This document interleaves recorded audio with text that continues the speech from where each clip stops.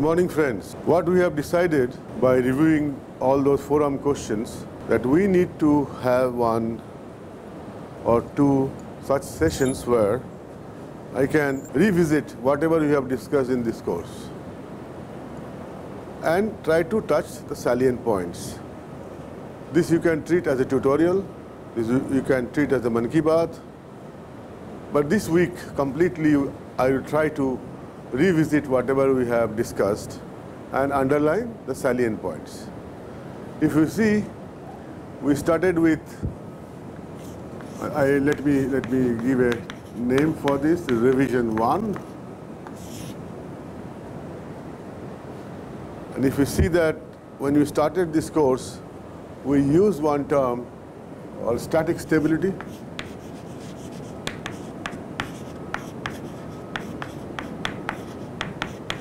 We use term like equilibrium.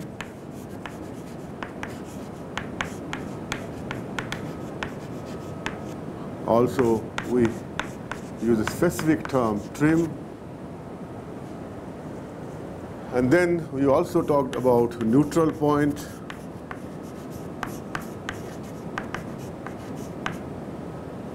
We also talked about elevator required for trim. Then as we progressed, we glanced through lateral directional case and then finally came down to dynamic stability.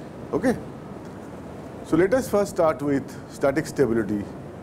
What was our understanding, or what is our understanding as far as static stability is concerned? We said if a body in equilibrium is disturbed and if we observe that it has initial tendency to come back to equilibrium, we said this body is having static stability. Okay?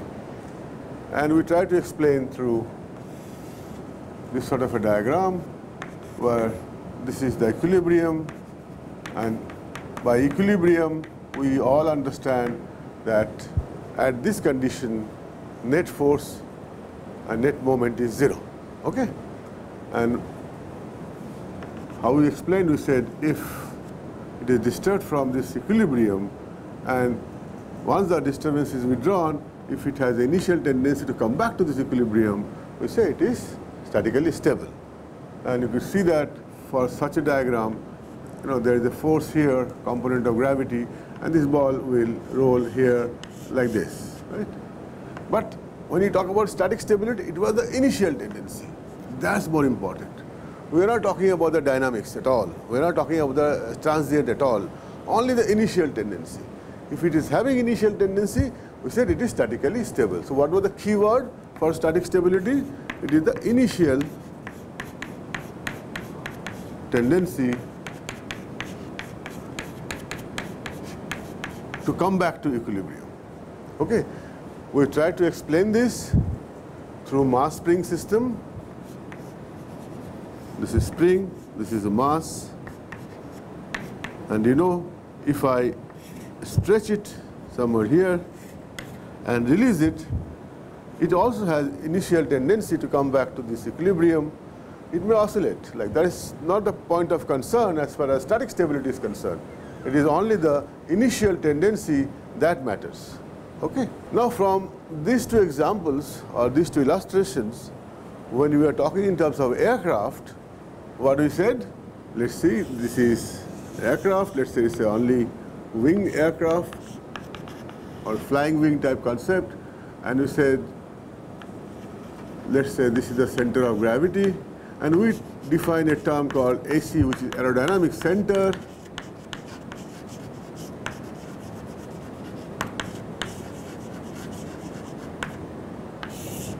And what was aerodynamic center? Aerodynamic center is that fictitious point about which the pitching moment is independent of angle of attack. What is the pitching moment? Pitching moment,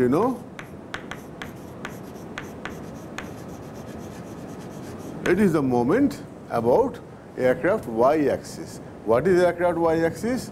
We have been following this convention. If this is x, this is y, and this is z, the right-hand system. So what is pitching moment? Pitching moment is about y-axis. Okay. So what is aerodynamic center? It is that fictitious point about which this pitching moment is independent of angle of attack. And what is angle of attack? We also understand if this is the airplane, this is the wing, and let's say this is the chord line, and if this is the velocity vector, the angle between this reference line and the velocity vector in the vertical plane is defined as angle of attack. Okay? So we now understood or reconfirmed our understanding that aerodynamic center is that fictitious point about which the pitching moment is independent of angle of attack. Pitching moment is independent of angle of attack.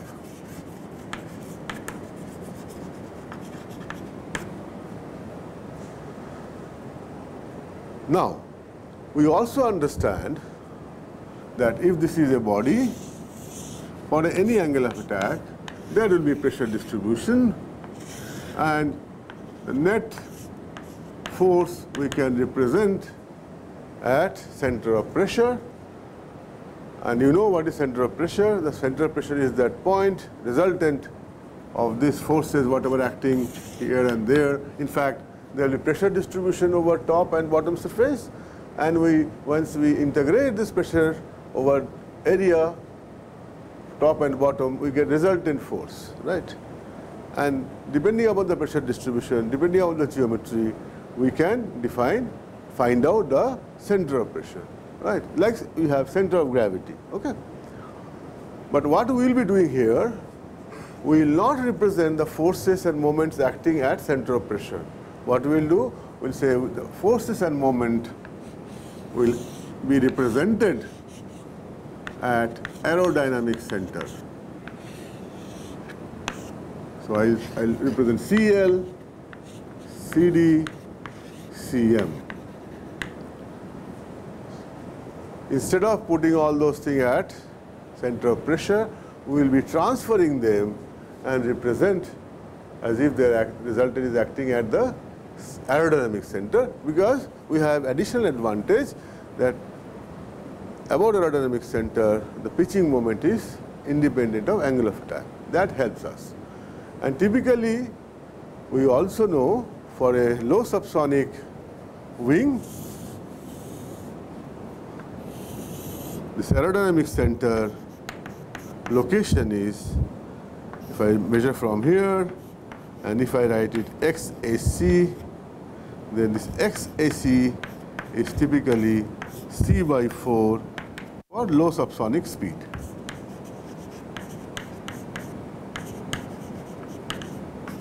For a conventional airfoil. Okay? But as I increase the speed, as it goes to higher and higher speed, that is from incompressible to subsonic, subsonic to high subsonic to supersonic, this aerodynamic center shifts backward. Shifts backward as Mach number increases.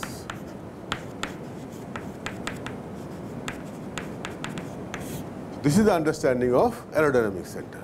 Okay. Once we understand this aerodynamic center, now we will try to see for an aircraft what is our understanding about static stability. So I will draw again here. Let's say it is a flying wing configuration, and if this is the center of gravity of this flying wing, so this is flying wing, and let's say the aerodynamic center is ahead of center of gravity. Okay? One combination is possible. Now see, we are going to ask a question whether this is statically stable or not. So how do I do that? I introduce a disturbance in terms of angle of attack. The moment I do this, I know by now there will be CL, there will be CD. So now this force is ahead of CG, and for small angle I can make it much simpler. I can write this is AC and this is CG. For small angle, let's say this is CL. Then what will happen? As I have introduced angle of attack, because the CL will be there because of this angle of attack, and this will give a moment about CG nose up. You see that force is here, so this will give a nose up moment. So now you could see it doesn't have any restoring tendency, or doesn't have any initial tendency to make alpha 0, because this is alpha. So actually, if it is statically stable, it should do like this, so that the net alpha becomes 0, or net alpha becomes whatever originally it was, right? So if AC is ahead of CG of the airplane, or for this case flying wing, then we say this aircraft is statically unstable. And what we also realized, for the same configuration, if CG is here and AC is here, and you could see that if there is a alpha disturbance, that is, when I say alpha disturbance means what? Suppose the airplane is cruising at alpha 2 degree, and because of some upward gust, the angle of attack has become 2.5 degree. So this 2.5 minus 2 degree, this 0.5 degree is the disturbance. So now if that disturbance is there, since AC is behind CG, and I can draw this CL, and this will give a nose down moment, nose down pitching moment. So it will try to come back to that whatever original alpha was there. It will discourage any increase in angle of attack, or it will have an initial tendency to come back to the equilibrium. So this configuration where AC is behind CG, we say the aircraft is statically stable. This is fine for a flying wing. But when you talk about an aircraft, what happens? When it is an aircraft, if I draw an aircraft,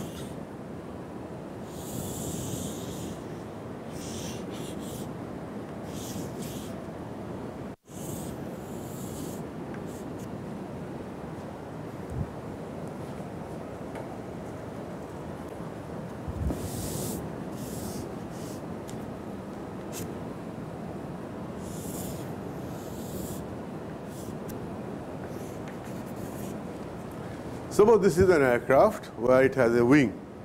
Now, let's say the AC of the wing is ahead of CG of the aircraft. If this is the combination, then if I ask you a question, as far as wing is concerned, will it give static stability to the airplane? The answer is obvious. Since AC of the wing is ahead of CG of the aircraft, this will give unstable contribution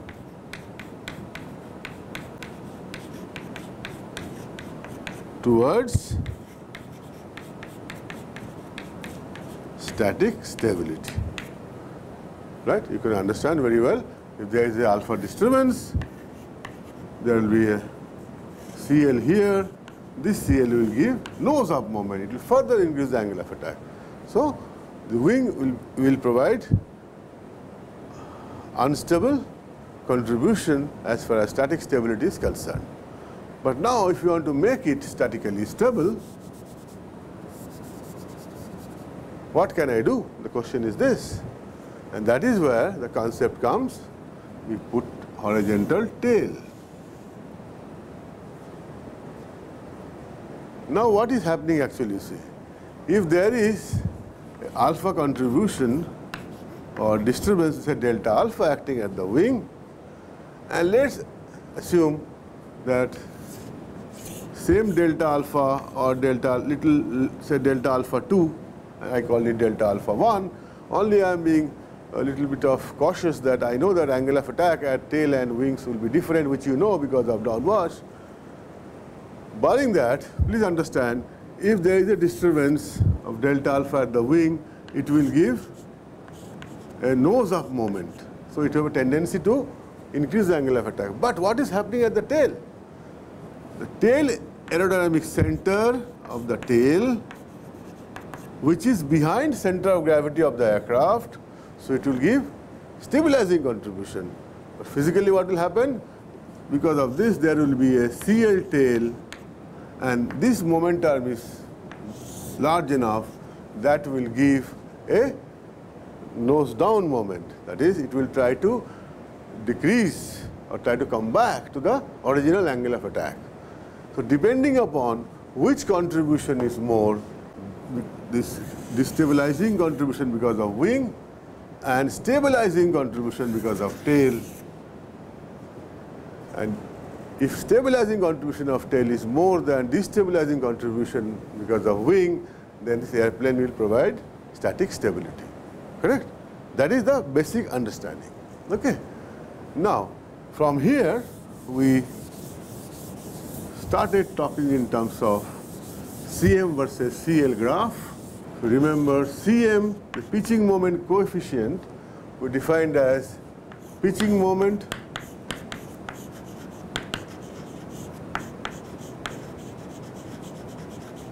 divided by half rho v square S c bar, and c bar was mean aerodynamic chord. What we have noticed for static stability, even for a flying wing, that if this is the aerodynamic center, if this is the center of gravity, so if there is a disturbance in terms of angle of attack, this combination will give a nose down moment. So pitching moment will be nose down.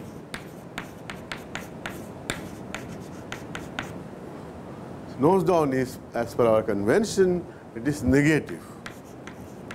So what we realize for static stability, if there is a positive angle, then the pitching moment coefficient Cm should be negative. Right? For negative alpha, it should be positive. So with this understanding, we developed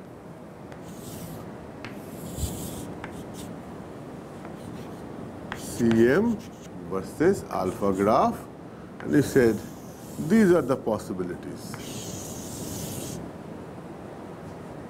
If you see between 1 and 2, first we identify what are the equilibrium points. So equilibrium points are point where Cm is 0. So A and B are equilibrium point, and we know that if you want to ensure that it is statically stable, then this dCm by d alpha should be less than 0, because for a positive alpha, Cm should be negative. For a negative alpha, Cm should be positive.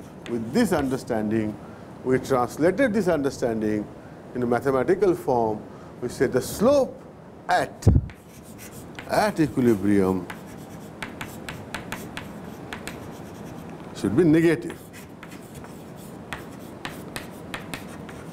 And we identify the equilibrium points are A and B, and you could see the slope at A and slope at B are negative, so both are statically stable case, right? But what was the difference? We found out, said after all at the trim, or equilibrium, I want positive alpha so that lift is positive. After all, lift equal to weight is one of our equilibrium point.